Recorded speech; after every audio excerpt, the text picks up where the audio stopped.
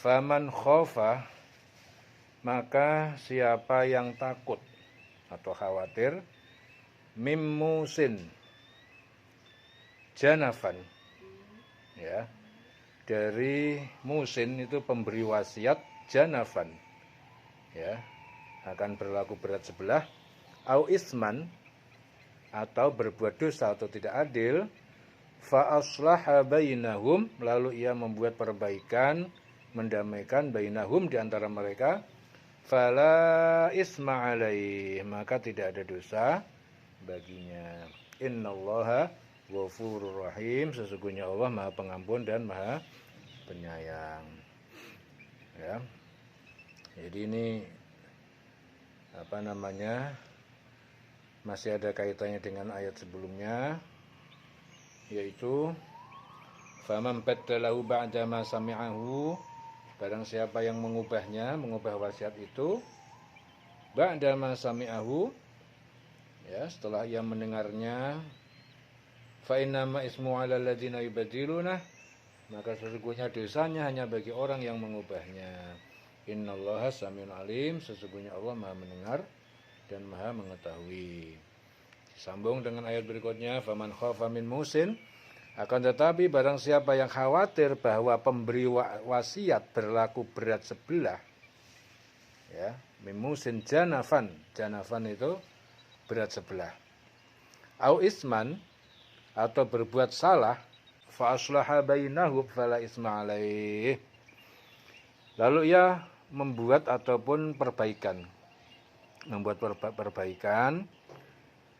ya, atau mendamaikan, bainahum fala isma alaih, di antara mereka, maka dia tidak berdosa.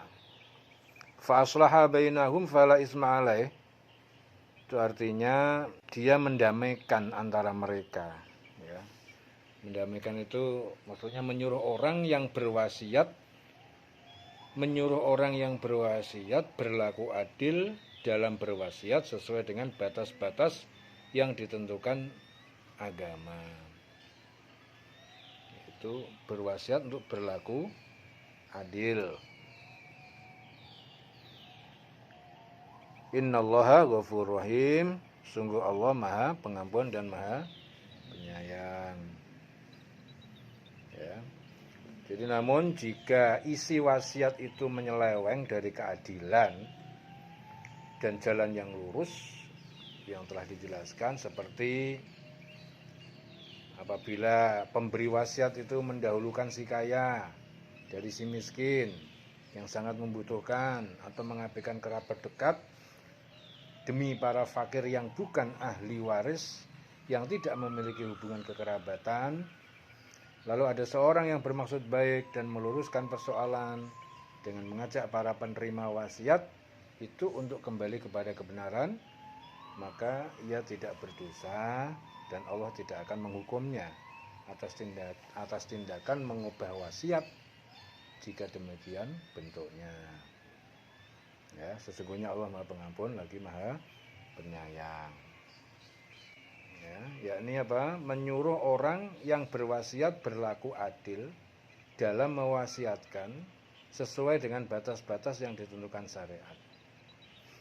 Jika tidak berhasil, maka dia mengadakan sulh ataupun damai antara beberapa pihak, pemberi wasiat dan penerima wasiat, dengan mengadakan perubahan wasiat. Maka tidak ada dosa baginya dalam masalah sulh ini.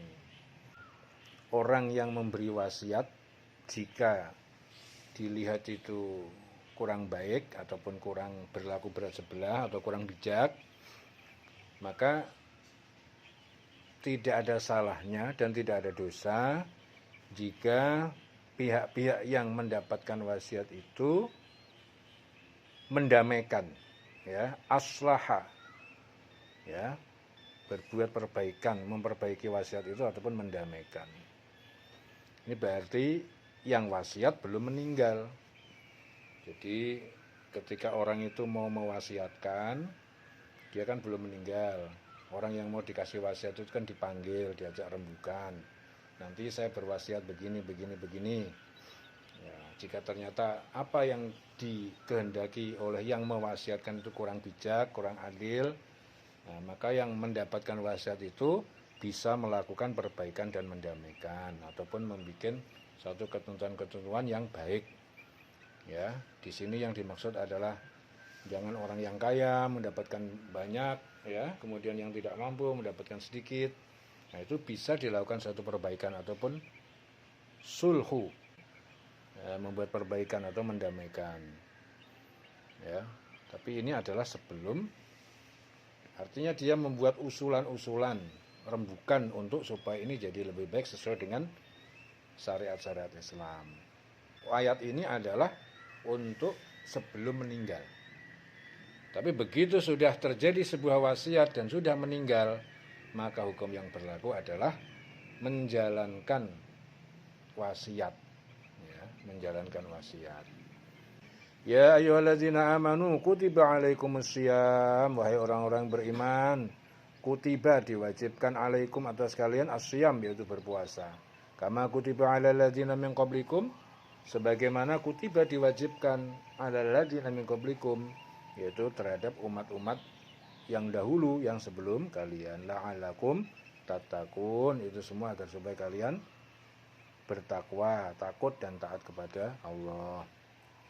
Jadi setelah Allah mengkumandangkan hukum qisas, hukum wasiat demi kebaikan sosial sebuah masyarakat dan keluarga, maka Allah lalu mewajibkan berpuasa sebagai upaya pembersihan jiwa, mengekang hawa nafsu, dan sebagai perwujudan kehendak Allah melebihkan derajat manusia dari binatang dan tunduk hanya kepada insting dan hawa nafsu. Jadi binatang itu yang tunduk hanya insting dan hawa nafsu.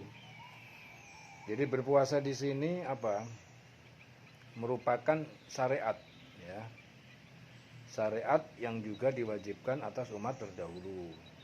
Jadi puasa itu bukan hanya umat Nabi Muhammad, umat terdahulu juga sudah diwajibkan berpuasa oleh Allah. Maka dari itu jangan sampai kita merasa berat, umat manusia itu, umat Muhammad jangan sampai merasakan berat melakukannya.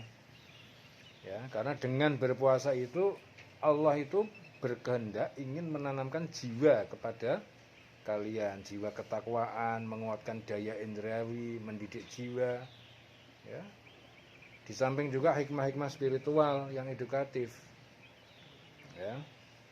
Puasa juga bisa menjadi terapi jenis penyakit, ya, dan mampu memperbaiki sistem pencernaan dan lain sebagainya, mencegah infeksi persendian, memberi kesempatan jaringan tubuh untuk istirahat, ya, juga bisa melenyapkan sisa-sisa organik yang berbahaya bagi tubuh dan memberikan perlindungan pada tubuh dan lain-lain.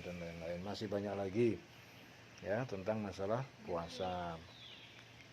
Ayyaman ma'dudat, yaitu beberapa hari, ya, yang bulannya ditentukan, yaitu bulan Ramadan.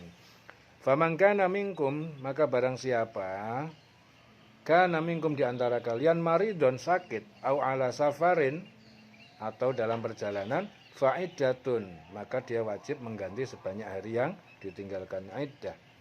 Min ayyamin ukhor, dari hari-hari yang lain. Wa 'alal ladzina yutiqunahu, dan orang-orang yang mereka berat menjalankan puasa, yutiqunahu fidyah, maka dia membayar fidyah. Tu'amu miskin, yaitu memberi makan orang miskin. Faman tatawwa'a khairan, maka barang siapa tatawwa'a, sukarela mengerjakan khairan, kebaikan ataupun melebihkan fidyahnya, fahuwa khair lahu, maka itu lebih baik baginya. Wa antasumu khairu, maka kalian berpuasa itu khair, lebih baik daripada tidak berpuasa. Khairul lakum in kuntum ta'lamun, jika kalian mengetahui, ya. Yaitu beberapa hari tertentu, maka barang siapa di antara kamu sakit atau dalam perjalanan lalu tidak berpuasa, maka wajib mengganti. Mengganti kapan? Di hari-hari yang dia tidak berpuasa pada hari lain. Nah, dan bagi orang yang berat menjalankannya, berat itu orang yang sangat tua, orang yang hamil atau menyusui, orang yang tidak mampu ya, wajib membayar fidyah.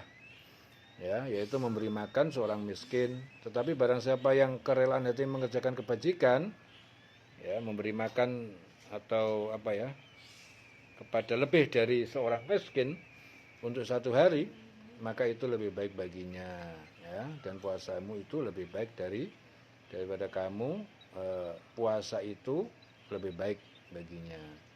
Dan puasamu itu lebih baik bagimu jika kamu mengetahui.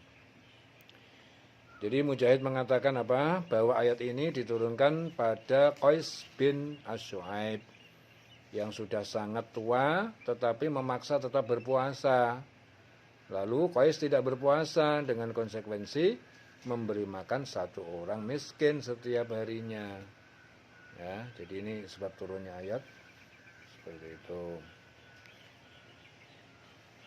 Syahrul Ramadan alladzi unzila fihil Qur'an. Syahrul Ramadan, bulan Ramadan alladzi unzila yang diturunkan fihi di dalamnya Al-Qur'an.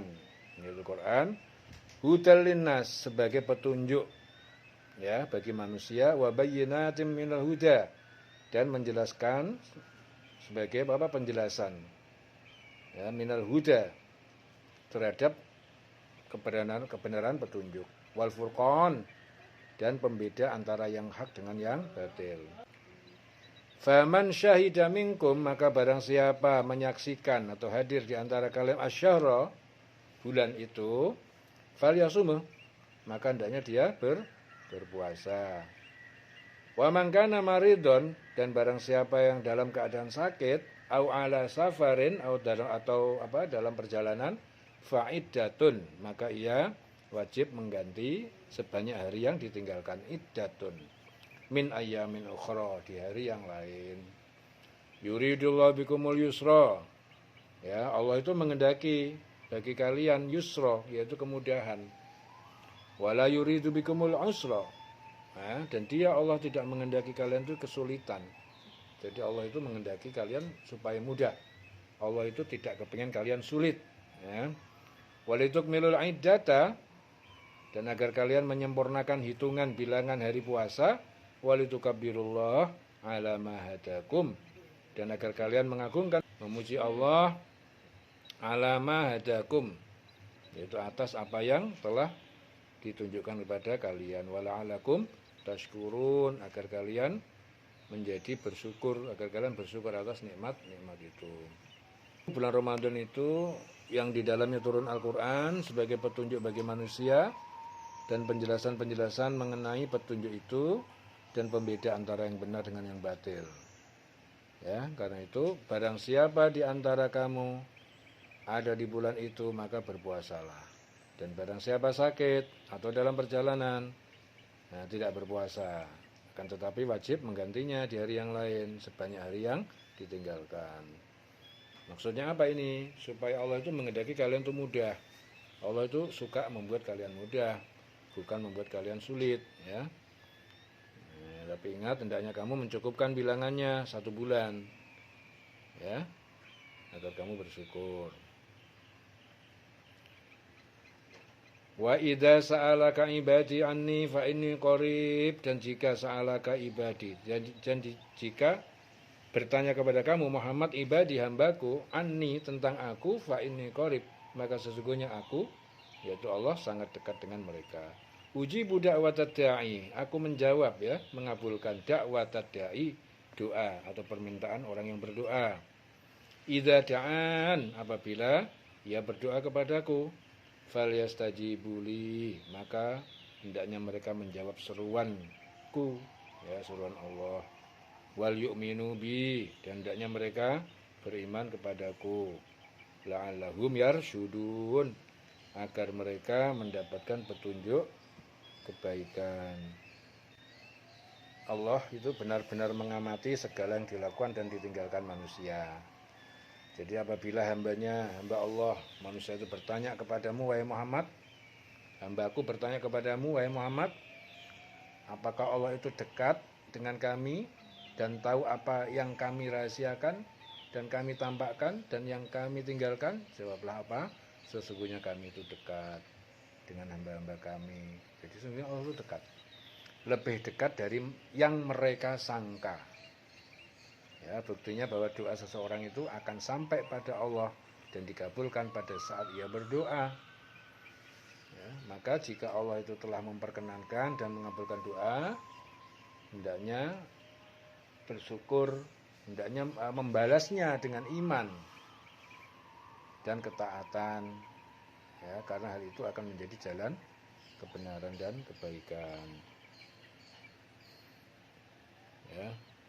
Muawiyah bin Haidah berkata apa? Seorang Badui itu mendatangi Rasulullah dan bertanya, apakah Tuhan kita dekat? Sehingga kita cukup berbisik saat berdoa padanya, saat berdoa kepada Allah.